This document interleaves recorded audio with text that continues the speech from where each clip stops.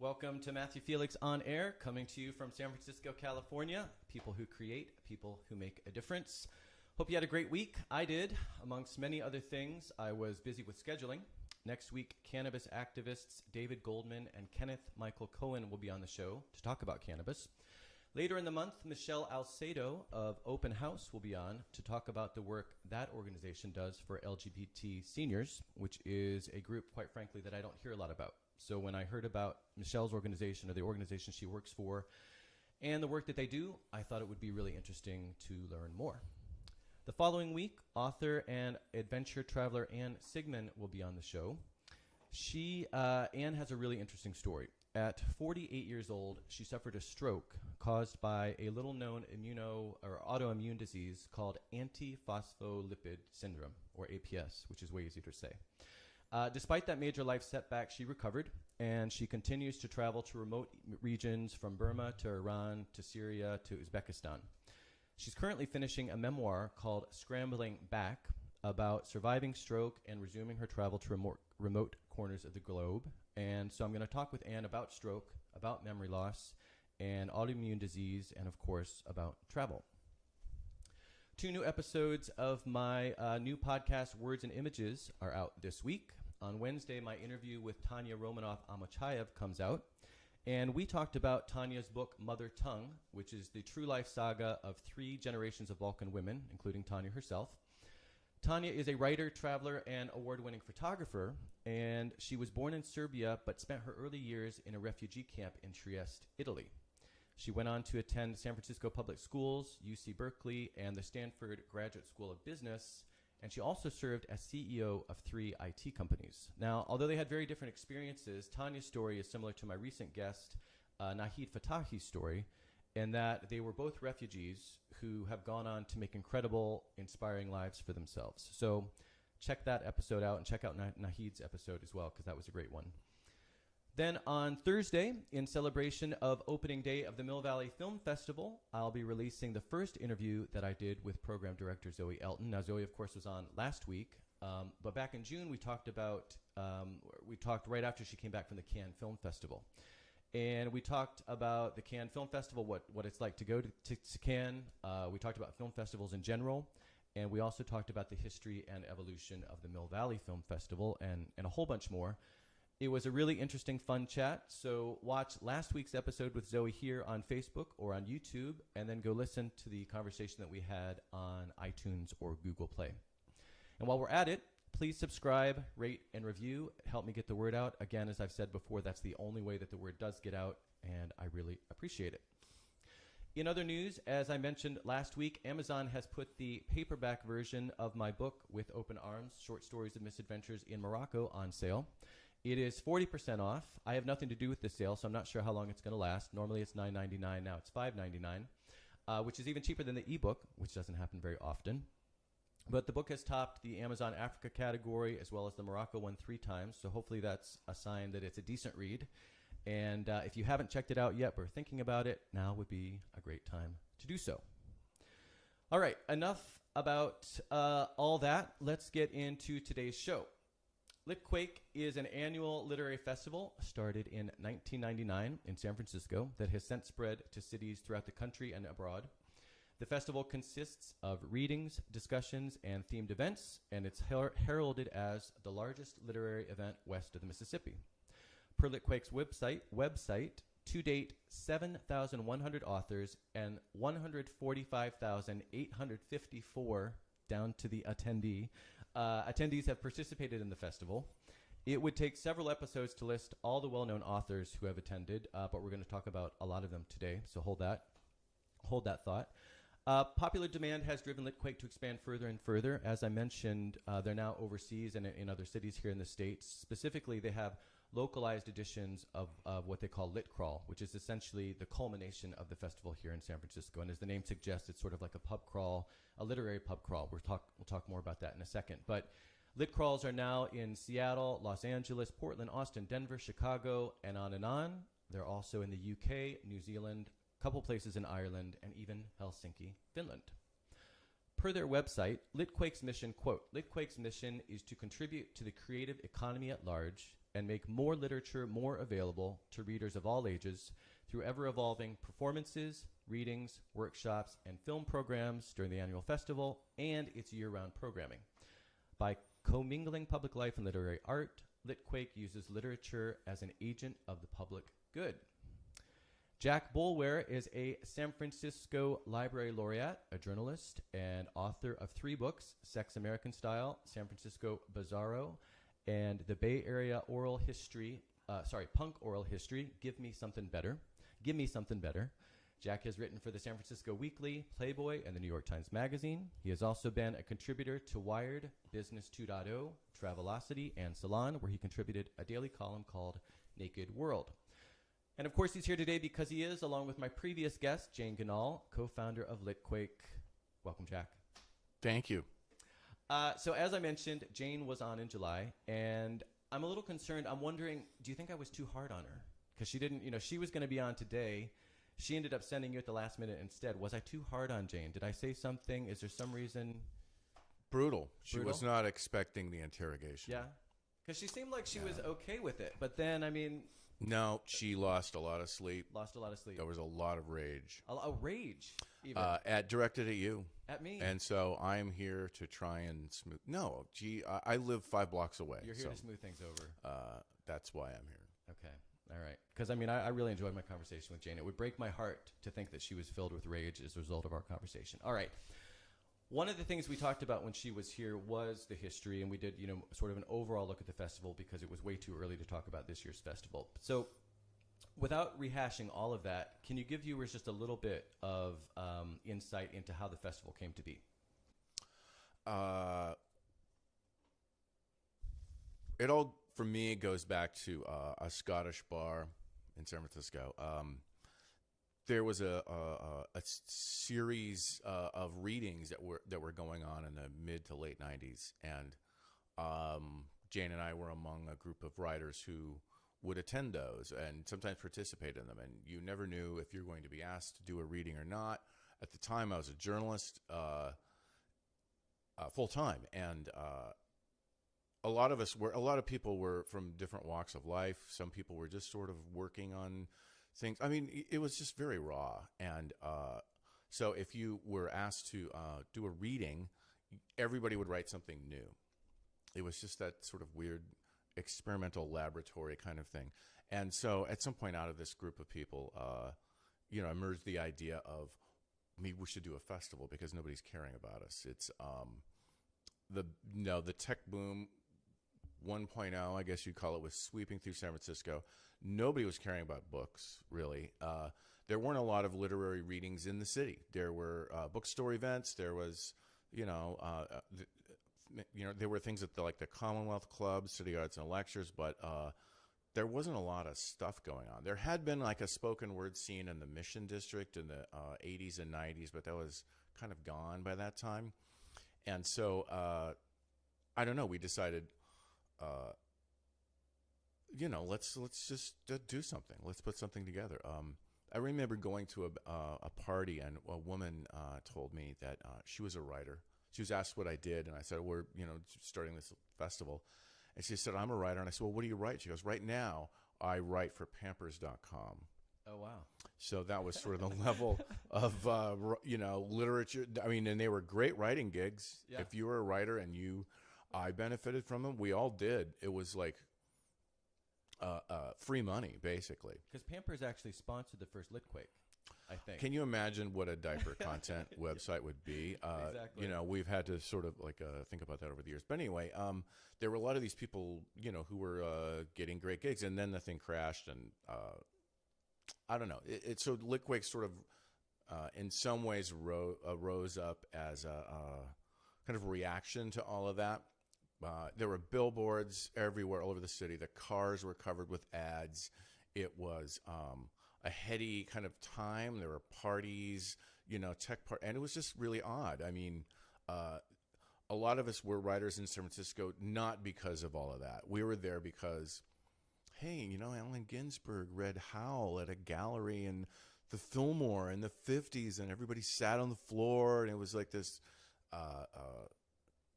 it wasn't like we looked at the literary scene of San Francisco as the pinnacle and be all, but it had its own rough charm to it, and it did attract people from all over the world.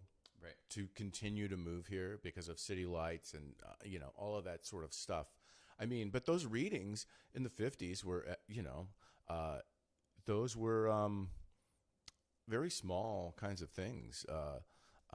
They weren't selling out Palace of Fine Arts or something like that. Eventually we started researching like what were literary festivals like in the Bay Area. There was something called the San Francisco International Poetry Festival that ran for a while. I don't know, 9 or 10 years, maybe more. The library was involved with that. The city was involved with it a little bit, and it kind of just went away like before we started. So there was a festival put on by the Northern California Independent Booksellers Association, and it was a sort of outdoors weekend event, and it was mostly book sales and booths. Outdoors, and Books by the Bay was called. And so when Litquake started, that was sort of still going on, but then it kind of disappeared after a few years, and then sort of like, I don't know, we're doing it now. Right. There's nobody else is really doing this, yeah, I mean, and they were great. The Books by the Bay. It was just much more sort of commerce driven and book industry sort of driven, and that was kind of a lot of book festivals around the United States. That's what they were. That's all they were. It was sort of the books industry is financing these. It's aggressively driving you to go buy as many books as you can. You finish with an event and there's a giant tent full of books that you're just supposed to go buy and browse. Please browse.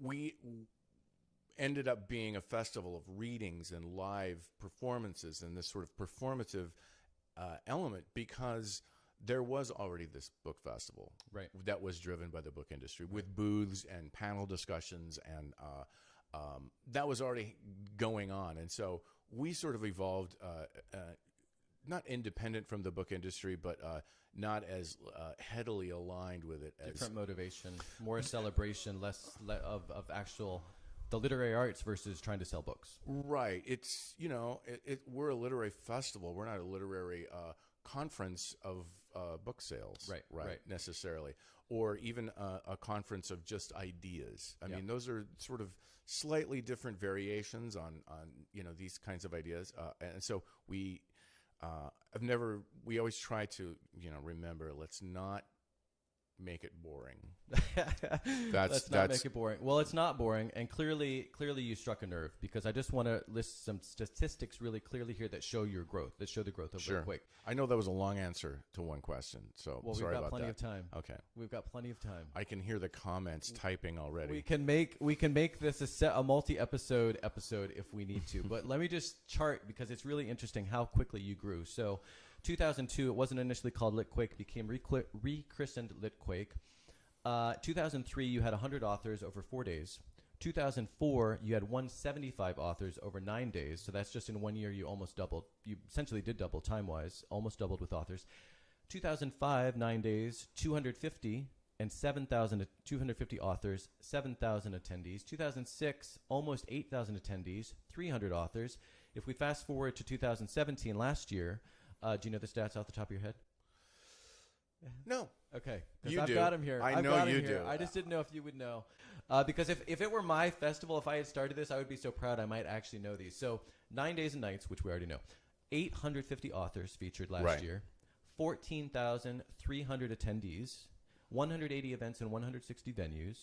86% free admission, which we're going to talk more about. 90 literary partners, 45 sponsors, 800 books given to children. So your little idea, quote-unquote little idea in a bar at the Edinburgh Castle, clearly, like I said, you struck a nerve, and how lucky for us, San Francisco, for the entire community nationwide, and now even beyond that you guys had this idea and decided to do something about it and actually make it happen. So thank you for that. Let's talk about this year's festival.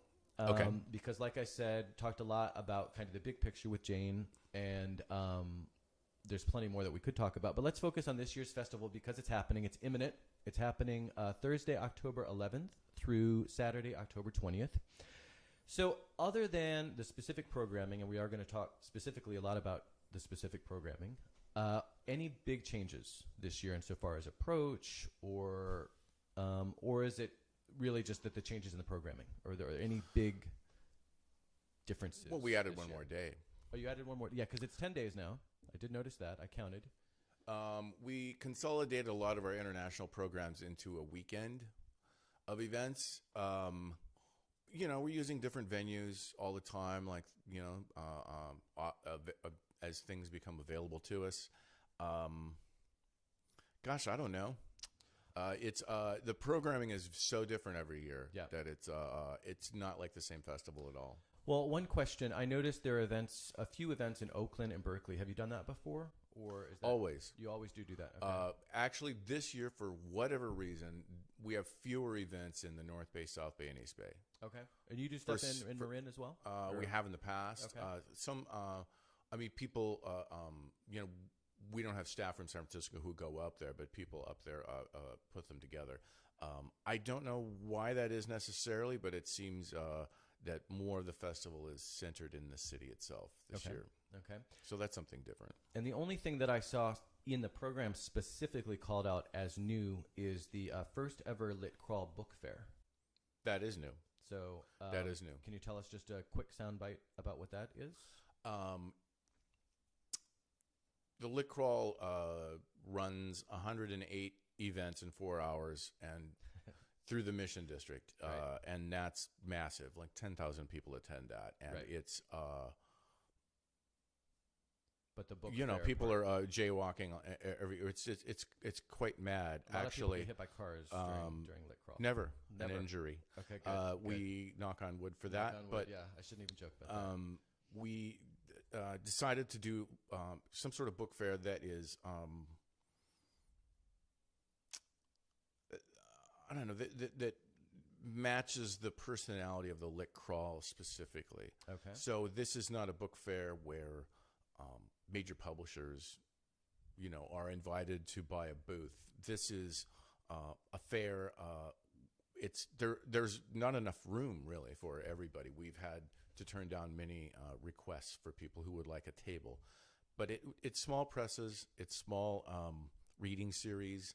It's a wide variety of groups that agreed to, give us a few bucks for a table, and there will be this sort of afternoon book fair from, I think, 12:30 to 4 p.m. So it's before Lit Crawl. It's before Lit Crawl, so people can come in, wander around, have something to eat and drink if they like. And it's at that place, I can't remember the name. It's not the Abbey. The what Chapel. Was it called? The Chapel. That's right. What it is. Yeah, it's at the Chapel. A former funeral parlor. And it used to be wasn't it the New College also? It was the New College yeah. many years ago, right? Yeah, it's hard to keep up. Hopefully it stays the Chapel for a while. Okay, so that's a couple new things.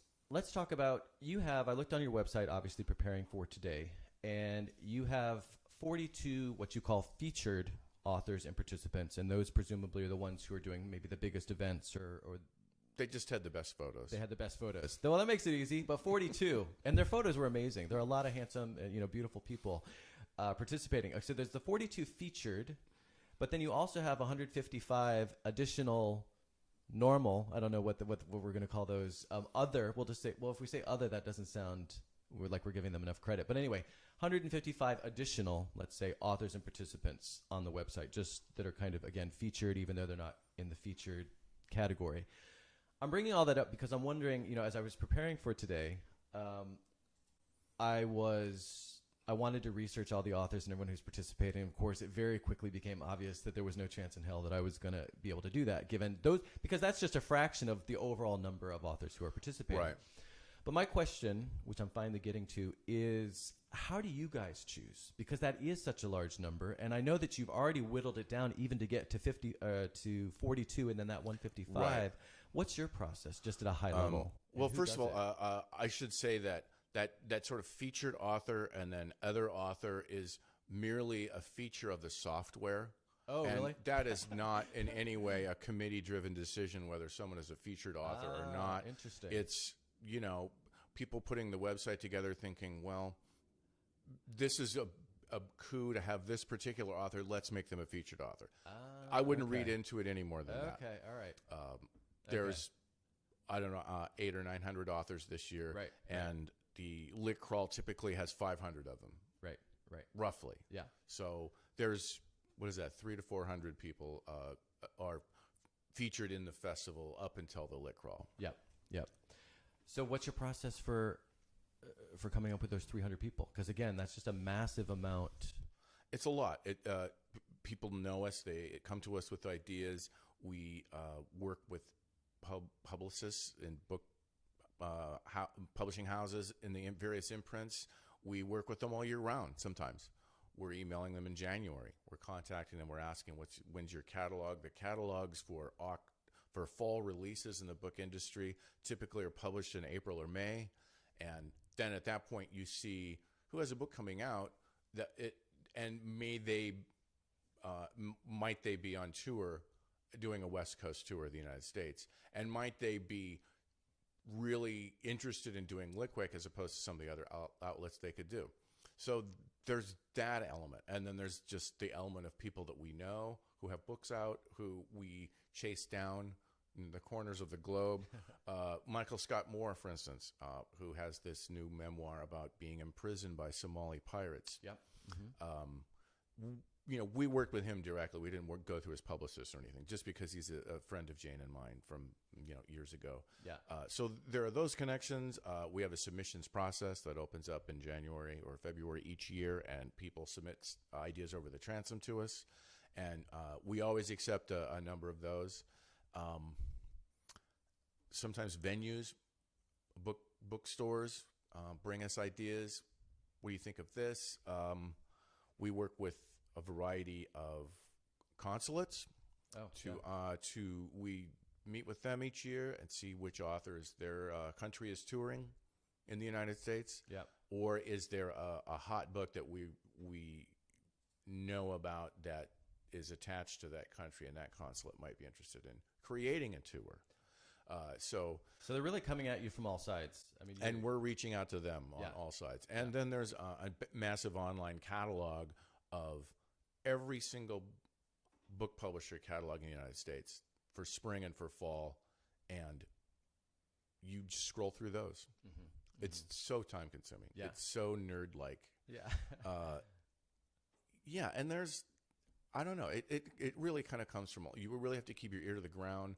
A lot of ideas for events came initially from just reading an article online or seeing something that this book is coming out, or hey, I wonder what that person's up to. You Google them. Oh, they have a book coming out next fall, whatever it is.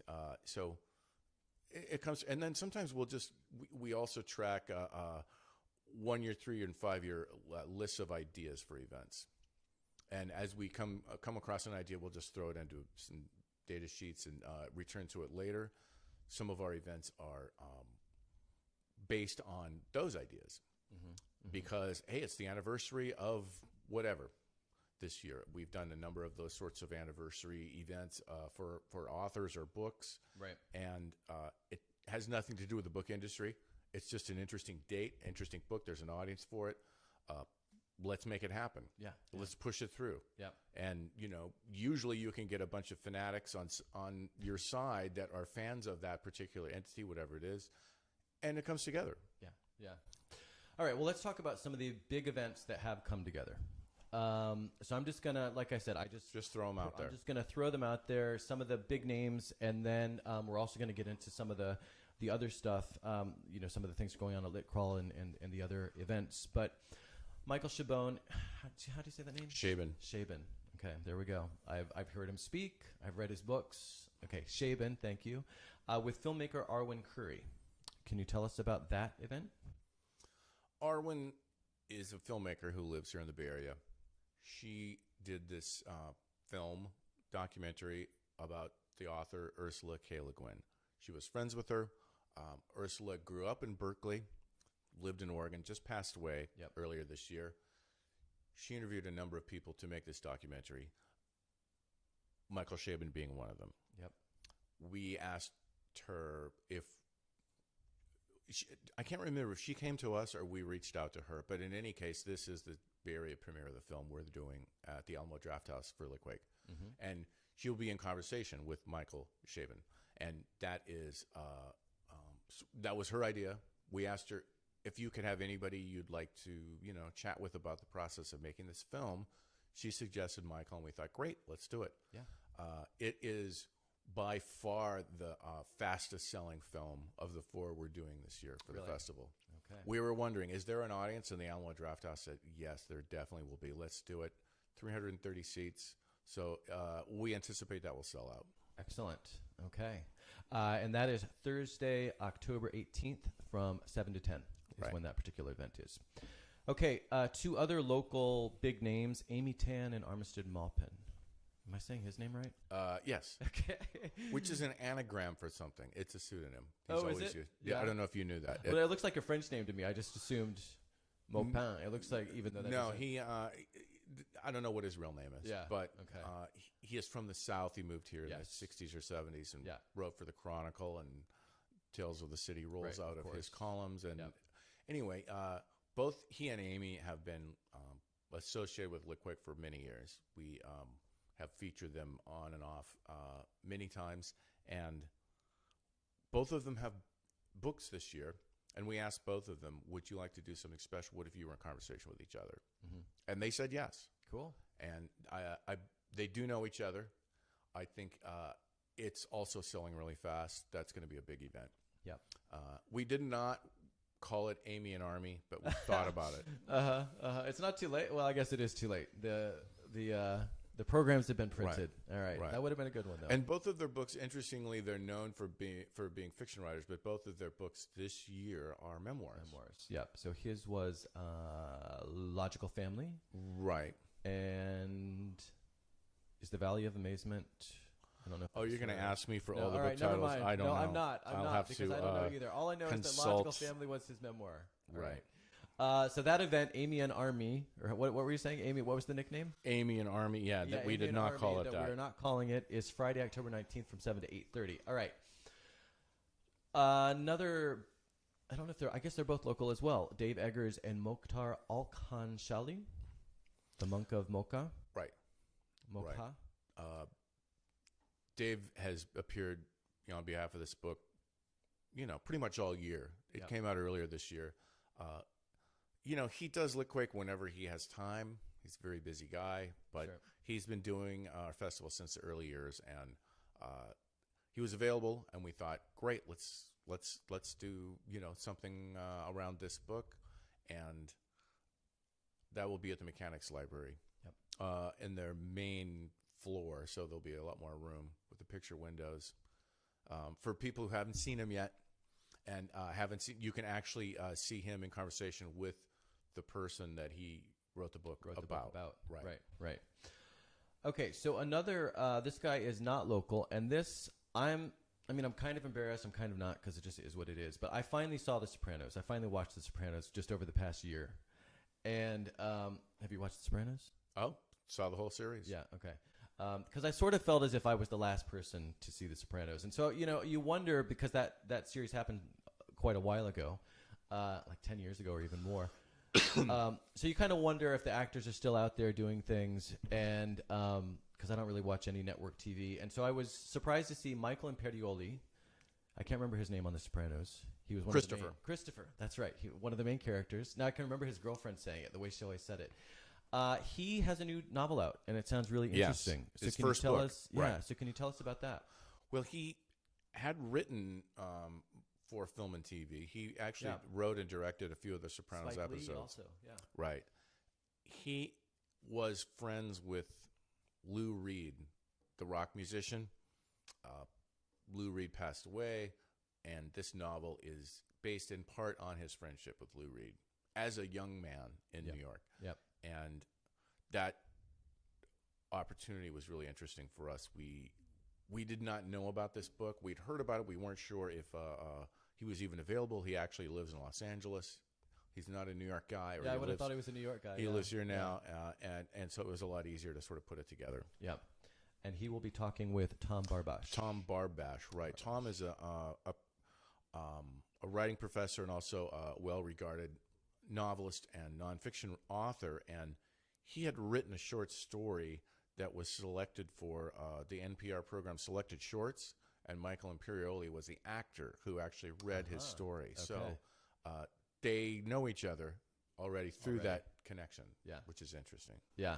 And we didn't say, or I didn't say the name of the novel, so I just want to throw that out there. So The Perfume Burned His Eyes is the name of the novel that we're talking about. So that should be really interesting. Another event that looks very interesting. This I had heard about. I don't know how recently this came out, but Ron Stallworth. Can you tell us about his story? Because it's a very interesting story, and I'm really curious to know more about the story now that I've seen this description. Because, like I said, I'd heard about it, but anyway, yeah. What can you tell us about Ron Stallworth's story? Sure. Ron is from El Paso, Texas, and one of our event producers, Janine, also helps. She actually designed our website. Her family lived a few doors down from Ron in El Paso, Texas. Really? And, Interesting. I believe they had the same English teacher or something. There's some really interesting Close personal connection. Yeah. We learned of the book being published through her. He had published this account. He was a cop for many years in Colorado and in Texas, and he retired. He had written... It was very rough. It was kind of published on a blog at first, a nonfiction account of this bizarre sort of period of his life where he infiltrated the KKK as a black police officer and pretended to be white. So see, that was my question. So he pretended to be white? Yes. Because in his picture, he looks identifiably African American. If you've seen the film or seen the film trailer, you'll notice right away that he had his white police partner, detective, play him whenever Ron Stallworth had to make an appearance with the Klan members, and then this all happened in the 1970s. Okay, and so. At one point, there were 3 or 4 different people who actually played the role of Ron Stallworth, either on the phone or in person. Interesting. But he answered an ad in a newspaper. The Klan had advertised, looking, like the Marines, looking for a few good men, I guess, or whatever. A few racist men. Yeah. Right, exactly. So Ron was a detective, and he worked undercover already. And so he answered the ad. That's how this whole thing began. He was on the phone with them, and suddenly... this investigation went on for quite a while, and so he published his account as memoir of this.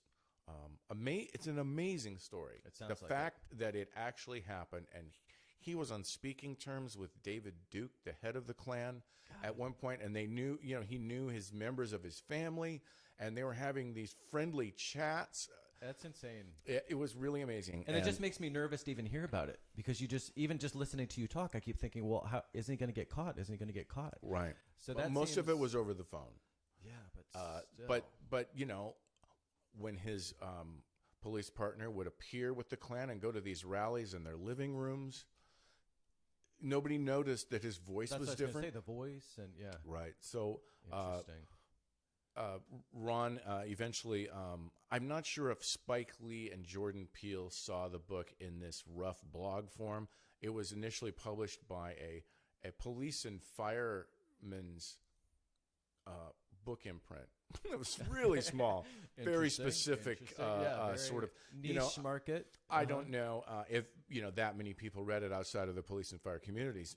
And then he did get a book deal, a major book deal this year. Or maybe it came out last year.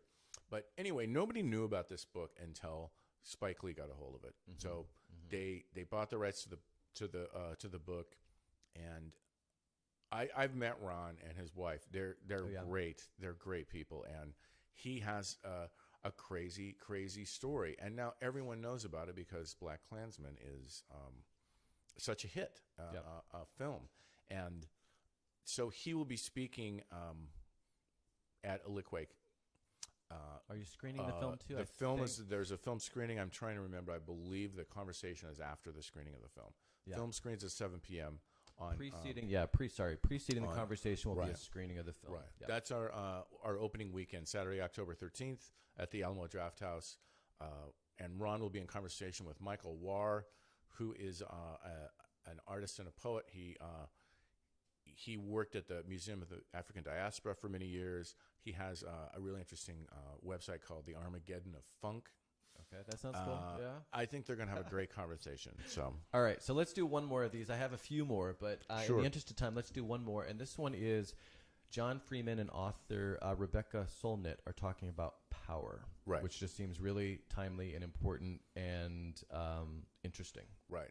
So John was an editor at Granta Magazine, and he launched his own quarterly, Freeman's Quarterly, it's called, and they are on.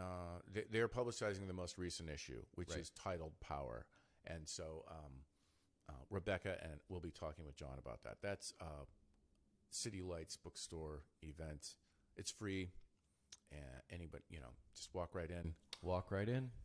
Tuesday, October 16th, from 6:30 to 7:30. Right. Free. And most of those are, I guess I kind of chose half and half just by chance. A lot of those are free. Some of them aren't free, depending on lots of different things. Okay, so there are a whole bunch more. Are there any other big ones that are just like glaringly obvious omissions that I made, or is that kind of a nice sampling?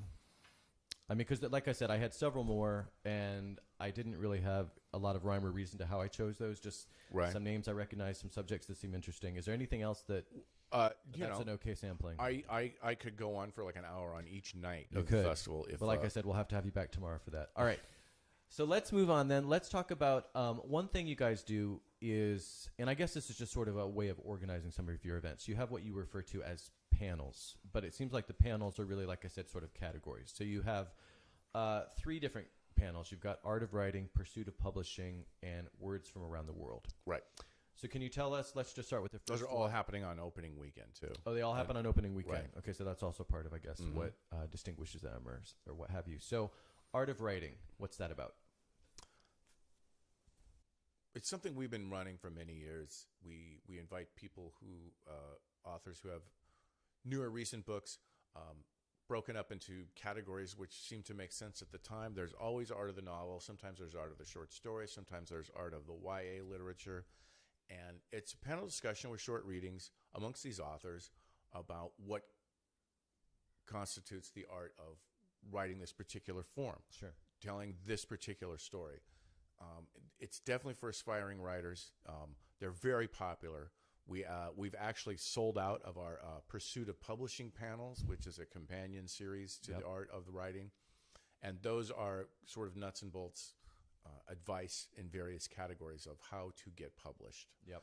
And again, aspiring writer audience, those have already sold out. We're actually meeting with a venue tomorrow to see if we can move it to a larger venue and offer more tickets. Oh, yeah. Okay. Great. And then the third panel then is Words from Around the World. Right. So this is sort of a series we launched last year in conjunction with various publishing houses and consulates. We have had over the years the occasional international author in Litquake. A Tuesday night here, a Thursday night here. Nothing, other than like a single sort of event. But we know there's an audience for this. There's actually the Organization Center for the Art of Translation, which is a national organization, which is based in San Francisco, 1 block from the Litquake office. Oh, really? We partnered with them for this year, and we've decided to combine as many events as we could into one weekend. Last year, we did an entire week-long series. Each night was something different. Brazilian authors one night, Irish poets one night, European fiction one night. And this year we decided to combine them all into an afternoon of events. And there's authors from all different countries. It's pretty amazing. That takes a lot to put together because you're juggling, I don't know how many diplomats and consulate services and publishing houses and time zones, even time zones, and bringing in these people and like connecting them and making sure that we can feature them, right, and that there'll be an audience. Right. So Well, I guess because that's also important. You're gonna bring them from all this way. You want to make sure that someone's going to show up. Right.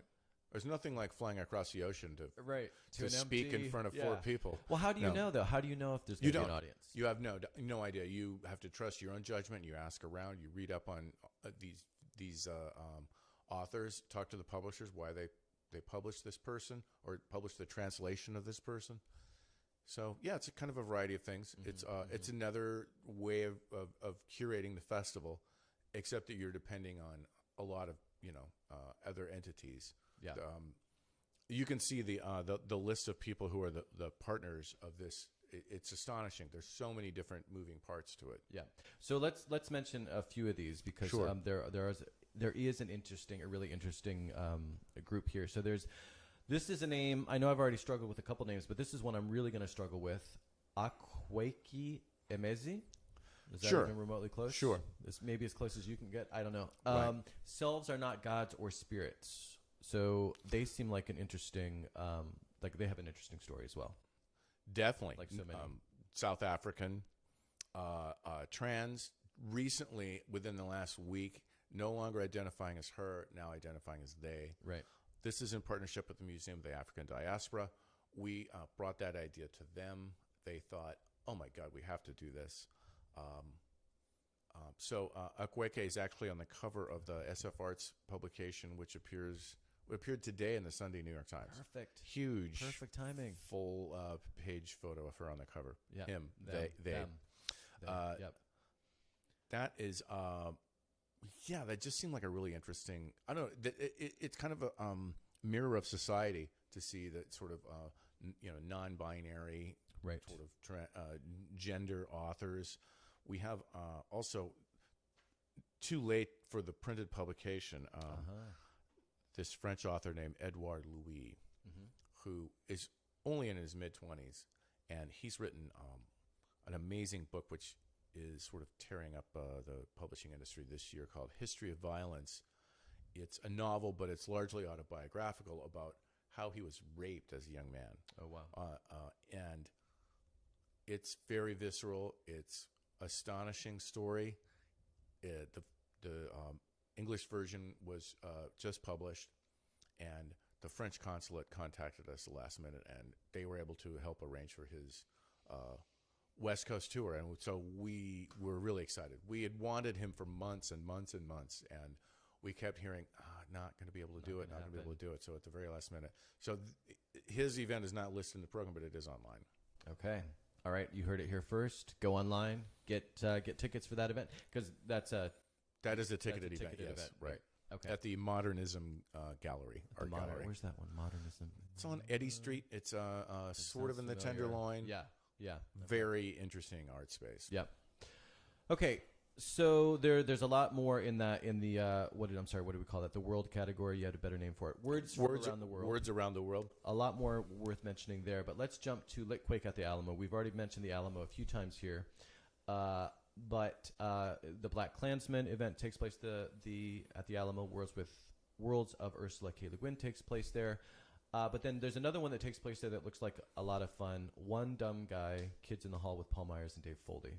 So I guess that's a new memoir that's come out about. It's actually a biography of the Canadian sketch comedy group Kids in the Hall. Okay. It's called One Dumb Guy. That's based on one of their sketches. Right.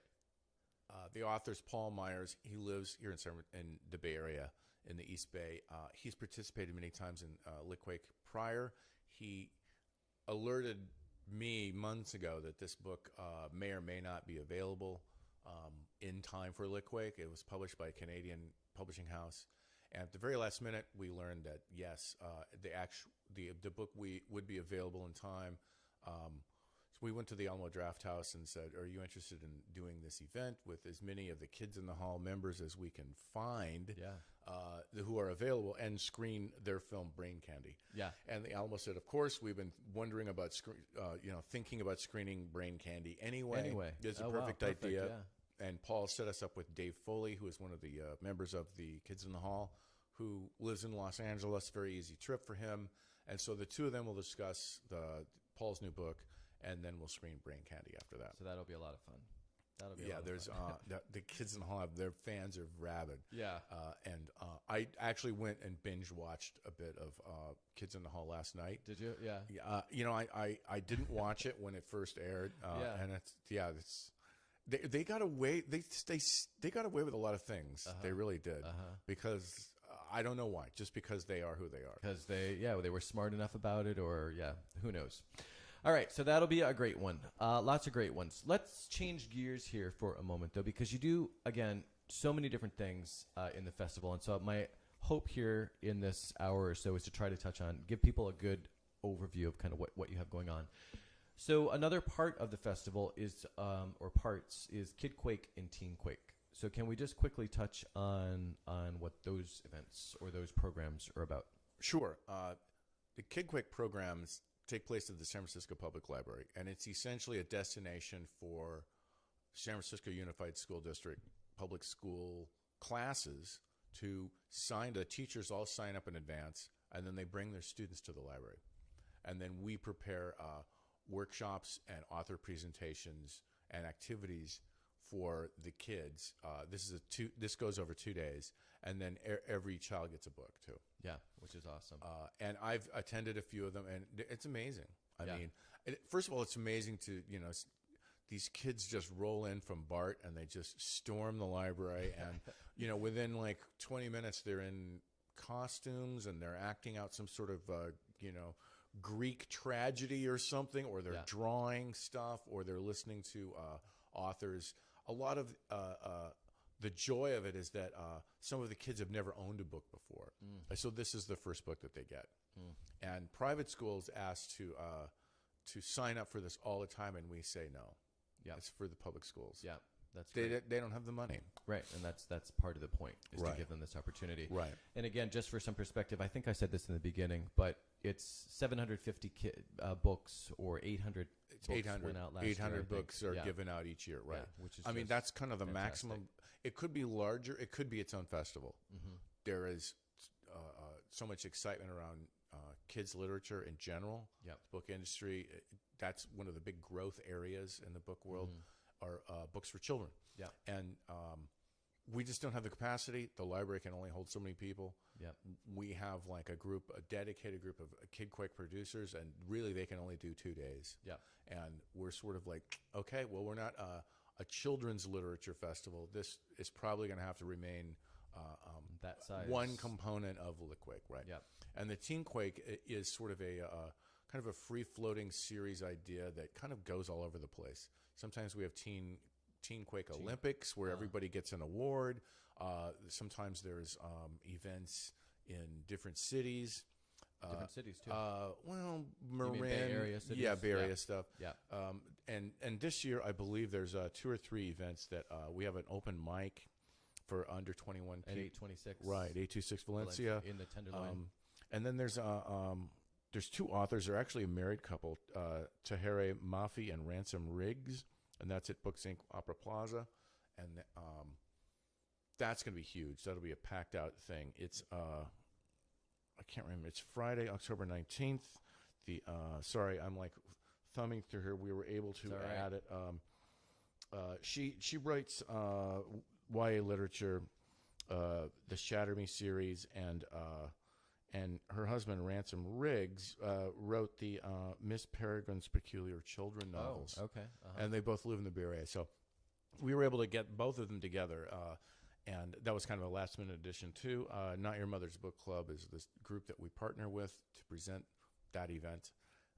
Most years we work with them. And so, yeah, that's another Teenquake. And then, of course, there's teen stuff at the Lit Crawl, too. Yep. Yep. There's something for everybody at the Lit Crawl. There is. So that is, I don't know if you did that on purpose or not, but that's a beautiful segue. Let's talk about I used to work in radio. There you go. You've done this before, and it shows. So Lit Crawl, I live in the Mission. I've lived in the Mission for a long time, and that's how I first heard about Litquake was because of Lit Crawl, just because what happened on Valencia. Like you just walk out your house and go, what's going on here? That is pretty much what happened. Nerds running down the street with programs and maps. Yeah, right. And then I realized, wait, I want to join them, and now, I love hearing that. But I love hearing that particular event. It's kind of a gateway into wanting to be a writer or, Just say you know, yes. just making literature more a part of your life. Yeah. The Lit Crawl is, because it's not a conference, it's not a book fair, it's a freewheeling sprawl that takes over a neighborhood for 4 hours. Right. So we're kind of assuming people know what it is. So, and I said it's kind of like a pub crawl, but for literature. But Right. can you kind of... It's a literary pub crawl, I guess you would call that, but it's so much more. It is. We divide the neighborhood into 3 phases. We also do an outdoor stage each year, and this year it's going to be in the parking lot of the chapel. Okay. We're building an outdoor stage. We had done it in an alleyway of the Mission before. Yeah, the one with the thrift store, with the murals. Right. And the chapel is now available to us this year. And it's right there. It's almost the same block, I think, even, or it's a block very over or close. something. It's very close. Yeah. The neighborhood's changed quite a bit. A lot of the businesses have turned over since the Lit Crawl began for us in 2004, and it was maybe 30 events in the middle of our festival. I don't know why we decided that. That was just a really dumb idea. So we moved it to the end of the festival, so it sort of culminates with this. Oh, you were having Lit Crawl in the middle of the festival? Yeah, initially. the first year. Oh, yeah. The first year. Not recommended. A lesson quickly learned. And so we moved it to the end of the festival, and so everything kind of builds up to the Lit Crawl. And it's a showcase of almost every imaginable sliver of literature in the Bay Area. I mean, there are so many different literary groups and reading series and small presses, and friends will get together and submit us ideas. We have a big submission process for the Lit Crawl, and I was happy with it being 90 events this year, but the producers found so many events they liked and so many venues that were able to accommodate us that now it's 108 events. It's the largest we've ever done. So I'm curious. Most of the cities in our Lit Crawl network around the world, they have 20 events. Okay. Or maybe 30. Yeah. Yeah. So this is to do 108 in 4 hours is, I don't know. It's really dumb. Well, and it makes it really hard to choose. It makes it really hard to choose also. But one thing I was just going to ask you, though, is, you said more spaces are making themselves available to you and that sort of thing. Do you find that spaces in the Mission up and down the Valencia corridor, they want to be a part? I guess it's going to be very, very case by case. Maybe that's not even a good question. I'm just... In the early days of the Lit Crawl, they were very happy to open their doors, whatever business it was. Yeah. People came into a furniture store and did their readings while lying on a bed. Yeah. I remember that. Yeah. The police station used to let us do readings there. Really? We used to always do crime readings at the police station. Though they said no. They didn't want to do it anymore. There is, I think, less of a vibe of, well, hey, let's just be a part of this crazy thing. Yeah. I think the businesses who have moved into the Mission, because the rent is so high, different vibe. It's a different vibe. Yep. It's maybe less about this, community spirit of literary freaks running in and out of your store. You're reading for 1 hour. All the events are 1 hour long. That some of them say no. Some of them say, well, you have to pay us a bunch of money. It's always a bit of extra work for the Lit Crawl producing crew each year because the venues come and go. Some of them will always be there, and God love them. They've hosted, Dog-Eared Books has hosted something every year of the Lit Crawl since 2004. But stores come and go, and the spaces are gone. There's a new, so it kind of turns over quite a bit every year. Yep. I mean, even if you live in the Mission, you can walk down Valencia Street and realize, when did that store close? No, I go away for a few months or something, and you come back and you're like, yeah, that restaurant's gone and that store's new, and it's hard to keep up. A few things I want to throw out about this. So all of these events are free is the other thing. Oh, yes. So all of the Lit Crawl events, they're all free, and it takes place in 3 phases. So there's 5 to 6, 6:30 to 7:30, and 8 to 9. Presumably that half hour gives us time to get to the different events. And then, as you were saying, there's just so many different kinds of it. The program is just overwhelming, but there's lots of poetry. I'm just going to cite some examples. Poetry, all the different writing groups around here have an event, not all, but so many of the writing groups around here have events. The publications, local publications have events featuring their writers. queer events, world writers, women's voices, gender, race, refugee, immigration experiences, and then some random samples of just some titles that kind of caught my eye. So we have Sex, Yoga, and Chemo is one event. Noir at the Bar with Mystery Writers of America. Litquake, Cliterary Salon, which I like. That's a great play on words there. Voices and Writings from Beyond Prison Walls. Death, Dharma, and Drag. And this I have to read the explanation. 2 Sikhs, 3 Jews, and 2 queers equal 4 writers, so presumably there's some overlap there, with stories from 10 years of sharing tea, tofu, and typing together on Tuesdays. So clearly they also love alliteration. But I thought that was a great fun. Then we have an event that I think is going to be stellar. It's just a gut feeling. It's called Encounters in Faraway Places. And like I said, I just have a really, really good feeling about that one. This is the one that features you. Oh, wait. You're right. Actually, I am in this one. You totally blew that. Yes. Phase 3, 8 to 9 at House Cafe. The description here is traveling out of our comfort zones creates opportunities for discovery, transformation, and illumination. So if you're at the Lit Crawl, you're not sure what to do in Phase 3 from 8 to 9, stop by House Cafe. I'll be reading Savani Babu, Sabine Bergman, Carla Gambescia, I don't know, it's Italian. Jeff Greenwald and Larry Haberger will be reading. So yeah, that is a not selfless. What's that? Shameless. That is a shameless plug. Shameless self-promotion. All right.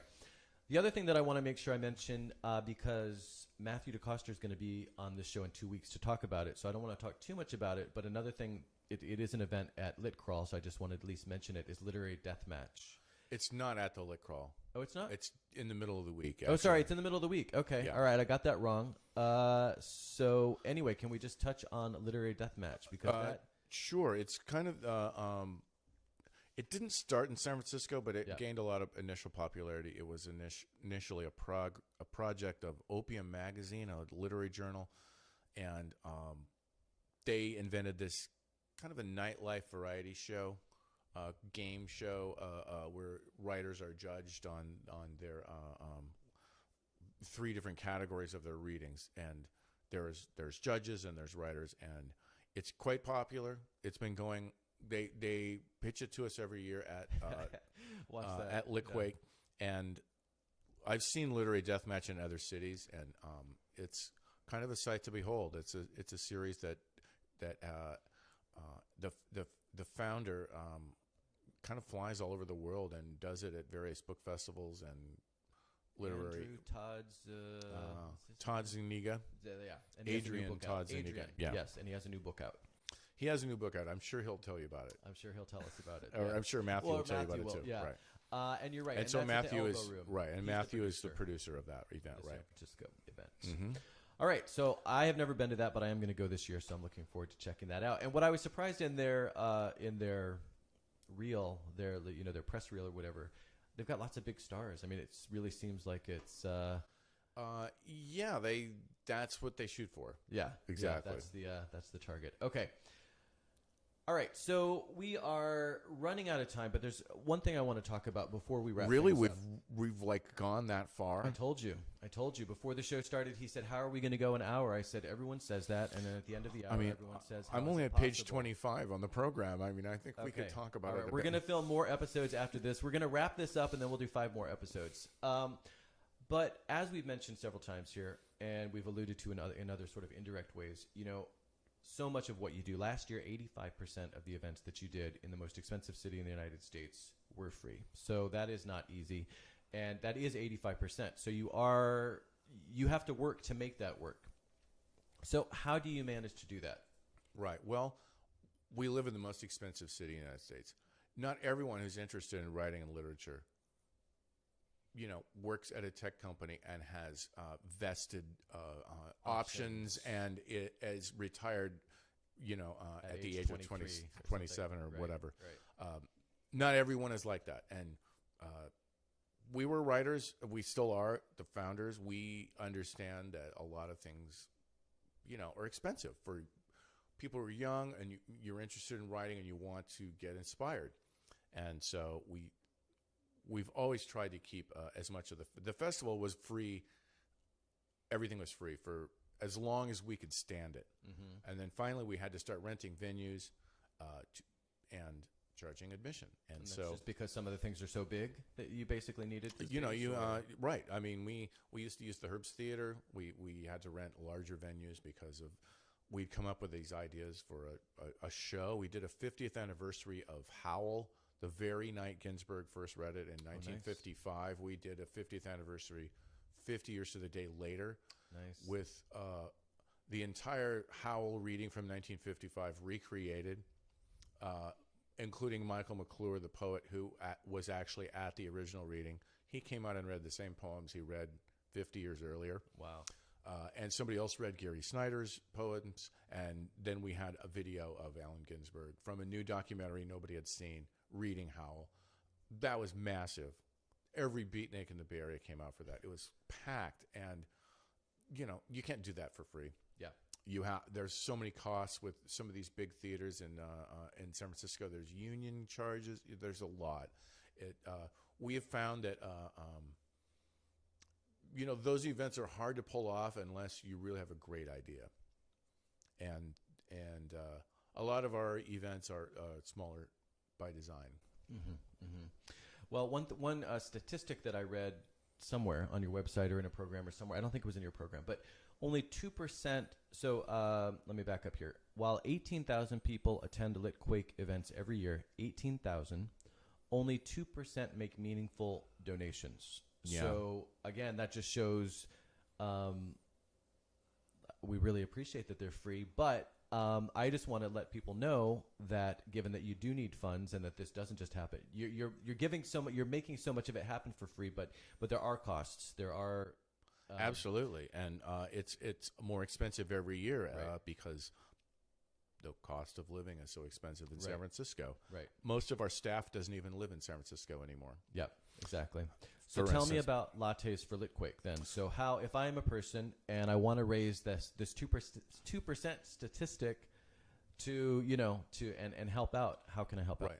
That is a monthly giving program we came up with, Lattes for Litquake, and you can go to our website and click the button on that says donate, and it explains all the different levels at which you can make a monthly recurring donation. That's very popular to do right now, and it's like the cost of a couple of cups of coffee a month. Right. You can help contribute to Litquake. We also launched a GoFundMe campaign for the Lit Crawl, because the Lit Crawl is one of the most expensive nights in literary history in San Francisco each year for us to put together. Yeah. Like the amount of staff and equipment rental and venues and everything it takes to put that together, printing the map, designing the map.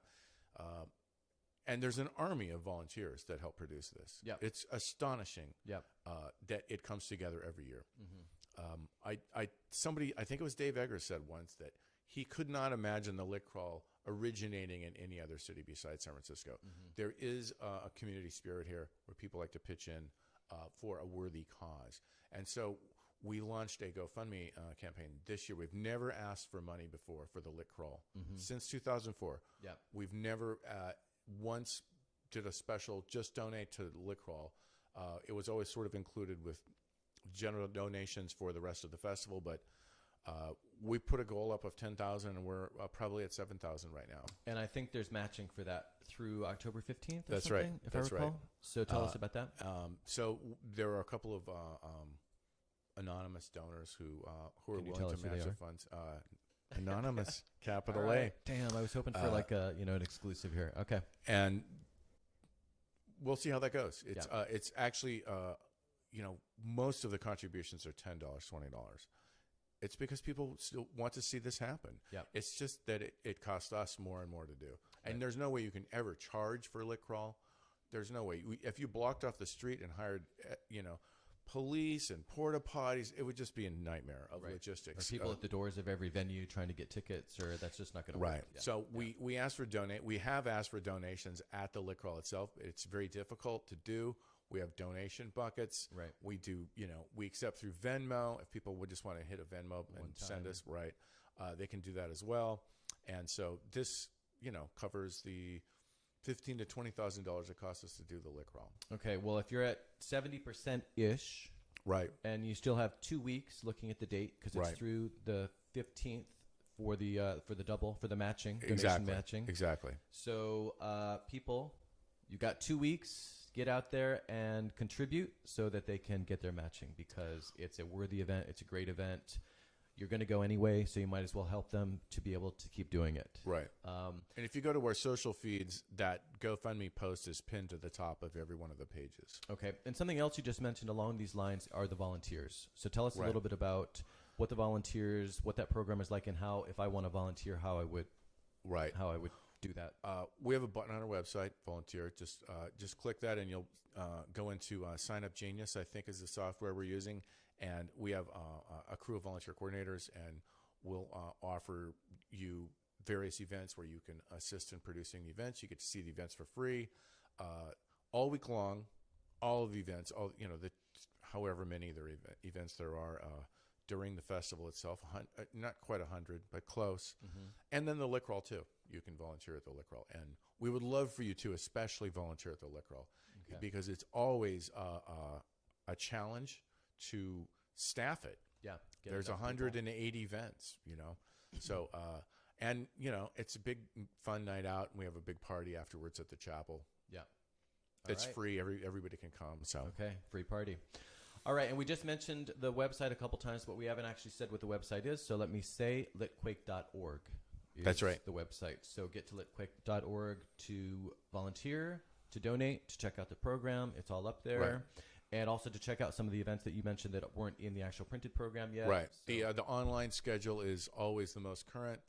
We also have a free mobile version you can download to your device. All right. Of your choice. Of your choice, because there's so many devices today, it's hard to keep up, and we have so many choices. All right. Jack, thank you very much for being here. Thank you so much. Thank you for helping us spread the word. Hey, I'm doing my little part. Happy to do my part, and I hope this year's festival is yet another tremendous success. We do too. Thank you. Thanks. All right, that's all for today. Next week, as I said at the beginning of the show, cannabis activists David Goldman and Kenneth Michael Cohen will be on the show. And thanks again to today's guest, Litquake co-founder Jack Boulware. And last but certainly not least, as always, thanks to you for watching and listening. If you liked the show, please share on social media and subscribe, rate, and review on iTunes, Google, YouTube, everywhere else. That's how I get the word out, and that keeps me going. And like I said, I really appreciate it. For more about me, my website is MatthewFelix.com, and links to my social media, books, other podcasts, and all the rest can be found there. If you have any comments, ideas for the show, or just want to say hello, I would love to hear from you at felixonair@MatthewFelix.com. Thanks again for watching and listening, and have a great week.